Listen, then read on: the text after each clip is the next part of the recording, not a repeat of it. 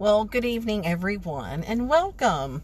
You all must be here for one of the garden club meetings, right? No?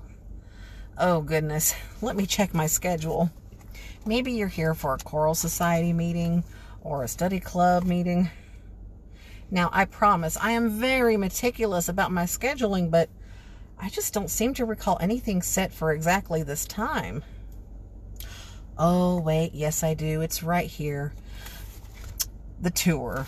You're all here for the tour.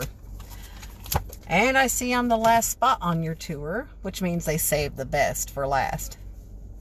Well, my name is Louise Berry Mayhall, and I am so pleased to meet all of you. My life encompasses a century of diverse activities here in Greenville, and I cannot wait to tell you all about it. So let's start at the beginning.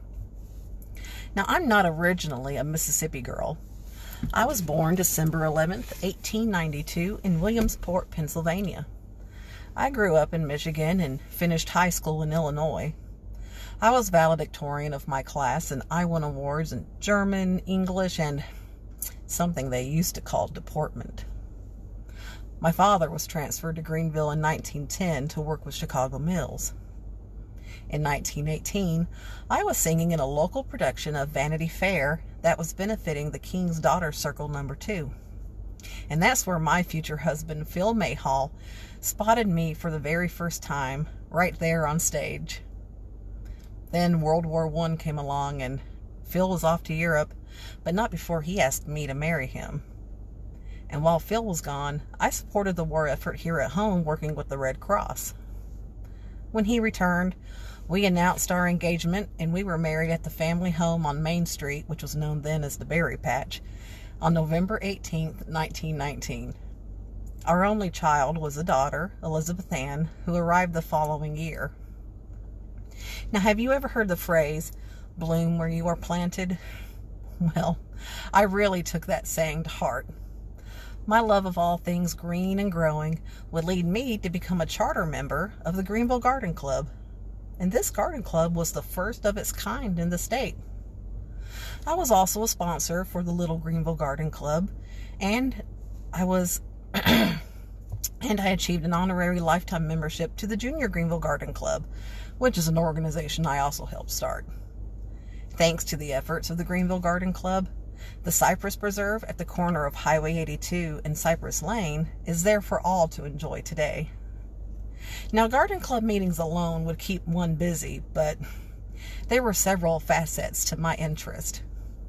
I was also a member of the Greenville Study Club, which met regularly in my home. Church activities at St. James included being secretary and bazaar chairman for the women of the church, and being secretary for St. Elizabeth's Guild. I'm sorry, guys. I'm coughing. I did not do this at the tour. It's like I swallowed some dust. I was also an organizer of the Greenville Choral Society. Y'all, I'm sorry. I promise this never happened at the tour. I was also an organizer of the Greenville Choral Society, where I sang for many years. I was also secretary and did public relations work for Twin City Theater Guild and the Delta Music Association. Several of these organizations would meet regularly in my home in the room on the ground floor. And it took quite some scheduling to work in all of these meetings, especially when many would take place one right after the other. Now, perhaps the most rewarding experience of my career was the 15 years I spent as a reader reporter for Woman's Home Companion magazine. The magazine would hold a contest for the best essay on the remodeling of a kitchen. I was thrilled to win, especially considering the prize was a trip for two to New York City for an entire week. My daughter, Elizabeth Ann, accompanied me on this fabulous trip. I mean, can you just imagine? It truly was the trip of a lifetime. Then the Memphis Commercial Appeal hired me to write their society column, which I did for the next 20 years. And because of my writing experience with the magazine and the paper, I became an active member of the Delta branch of the National League of American Penwomen. I served this national organization in the capacities of president of the Delta branch, state president, and regional chairman. In 1973, I was honored by the Garden Clubs of Mississippi as one of only 18 beautiful activists in Mississippi. The qualifications were that it should be someone who was well known or not at all. They could be of any age, but they must be young in spirit. It should be a woman who was beautiful on the inside and actively working to affect the outside world around them. Well, apparently they thought I fit the bill, and I was deeply honored. Then 2 years later, the community honored me again when I was crowned Queen of the Junior Auxiliary Ball in 1975. And you know, the honors did not stop there.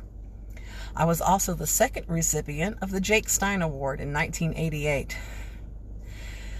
Now, I don't know about all of you, but telling you all of this is just exhausting me. In 1956, my husband Phil passed away after 37 wonderful years of marriage. The many friends and associates I made from these organizations were there to help me through that tough time. I would go on to live another 37 years after losing Phil. I passed away March 20th, 1993, after being hospitalized for a brief illness. I was 100 years old. And what a life it was. It was a true century of memories, honors, and achievements.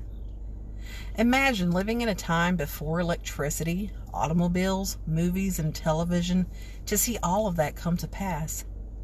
I watched the country develop a space program and send a man to the moon. I saw computers become as commonplace as riding a bicycle. But as with my life and all good things, they must come to an end. I thank you all so much for coming out and listening to the highlights of my life. Feel free to stop by again anytime. There's always more to tell. Oh, and as you go back across Main Street, that small triangular plot where Main and Washington Avenue split is actually maintained by the Greenville Garden Club, and it's named in my honor. I so hope you've all enjoyed your tour, and I hope you have a wonderful rest of your evening. Good night.